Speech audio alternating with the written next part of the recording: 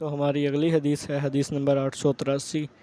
ہم سے آدم بن ابی ایاس نے بیان کیا، کہا کہ ہم سے ابن ابی ذئب نے سعید مقبری سے بیان کیا، کہا کہ مجھے میرے باپ ابو سعید مقبری نے عبداللہ بن ودیعہ سے خبر دی، ان سے حضرت سلمان فارسی رضی اللہ تعالیٰ عنہ نے کہ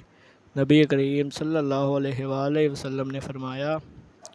جو شخص جمعہ کے دن غسل کرے اور خوب اچھی طرح سے پاکی حاصل کرے اور تیل استعمال کرے یا گھر میں جو خوشبو میسر ہو استعمال کرے، پھر نماز جمعہ کے لیے نکلے اور مسجد میں پہنچ کر دو آدمیوں کے درمیان نہ گھسے، پھر جتنی ہو سکے نفل نماز پڑھے اور جب امام خطبہ شروع کرے تو خاموش سنتا رہے، تو اس کے اس جمعے سے لے کر دوسرے جمعے تک سارے گناہ معاف کر دیے جاتے ہیں۔ اللہ ہم سب کو ان حدیث پر اور حضرت محمد صلی اللہ علیہ وآلہ وسلم کے کلام پر عمل کرنے کی توفیق عطا فرمائے، آمین ثم آمین۔ میری ویڈیوز کو دیکھتے رہیے۔ اللہ حافظ۔